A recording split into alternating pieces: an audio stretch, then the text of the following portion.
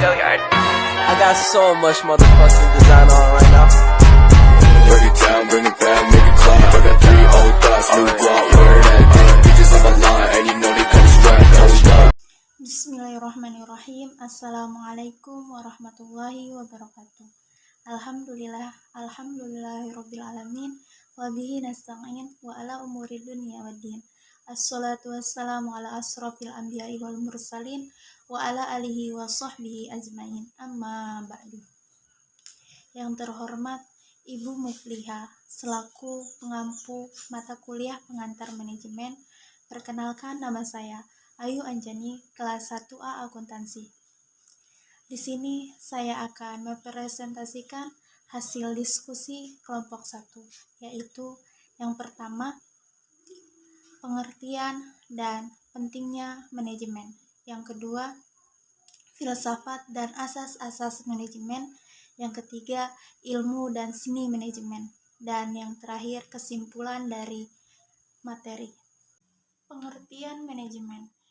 Manajemen berasal dari kata to manage, yang artinya mengatur. Pengaturan yang dilakukan melalui proses dan diatur berdasarkan urutan dari fungsi manajemen itu. Jadi, manajemen itu merupakan suatu proses untuk mewujudkan tujuan yang diinginkan. Karena manajemen diartikan mengatur, maka timbul beberapa pertanyaan bagi kita. Yang pertama, apa yang diatur? Yang kedua, kenapa harus diatur? Yang ketiga, siapa yang mengatur? Yang keempat, bagaimana mengaturnya? Yang kelima, di mana harus diatur? Menurut para ahli, manajemen adalah, menurut Dr. Andes Hajimal Ayu SP Hasibuan, manajemen adalah ilmu dan seni mengatur proses pemanfaatan sumber daya manusia dan sumber lainnya secara efektif dan efisien untuk mencapai suatu tujuan tertentu.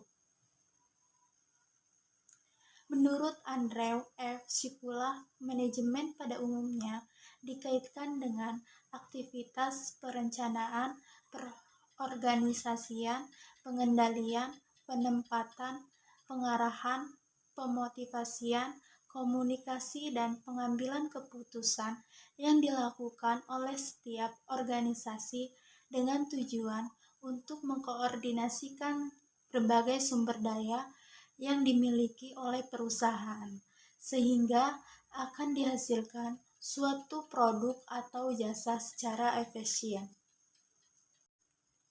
Pentingnya manajemen. Apa dan mengapa manajemen itu penting?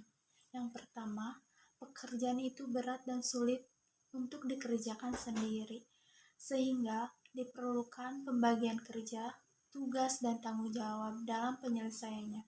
Yang kedua, perusahaan akan dapat berhasil jika manajemen diterapkan dengan baik.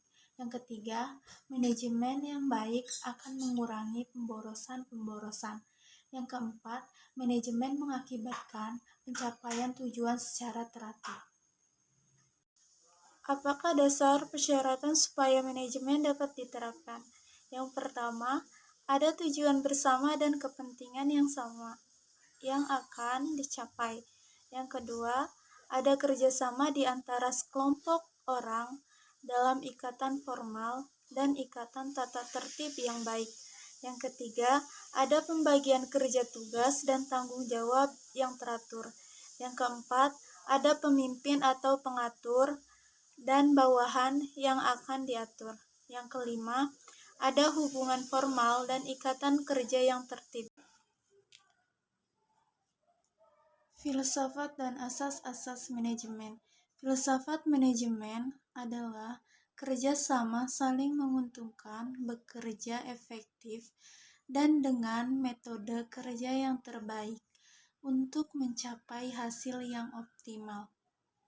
Manfaat filsafat manajemen antara lain memberikan suatu dasar dan pedoman bagi pekerjaan manajer, memberikan kepercayaan dan pegangan bagi manajer dalam proses manajemen untuk mencapai tujuan, memberikan dasar pedoman berpikir efektif bagi manajer proses berpikir dan dengan mudah dan dapat diorientasikan. Tekanan diletakkan atas keseluruhan general, bukan pada bagian individual yang dipilih.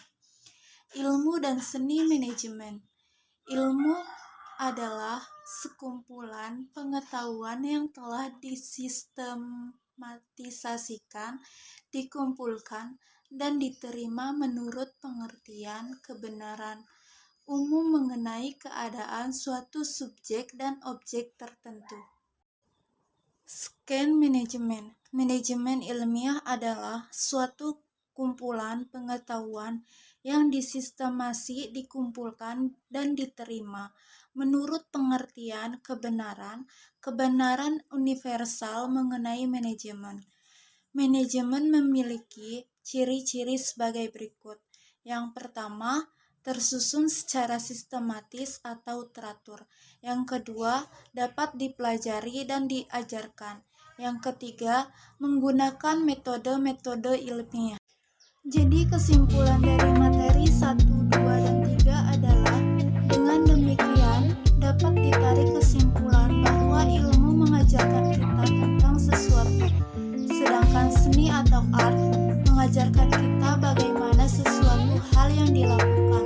Adapun ringkasan yang berhasil dihimpun dari penjelasan dan pembahasan di atas, maka dapat diketahui bahwa ilmu manajemen adalah suatu ilmu yang mengarah kepada pengetahuan untuk melakukan penyusunan, perencanaan, menggerakkan, serta pengendalian dalam tujuan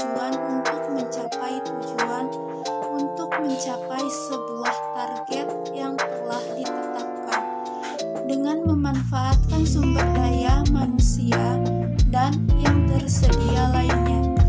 Dan untuk fungsi manajemen mengandung fungsi perencanaan atau planning. Jika dijabarkan, ilmu manajemen dapat berfungsi sebagai sebuah analisis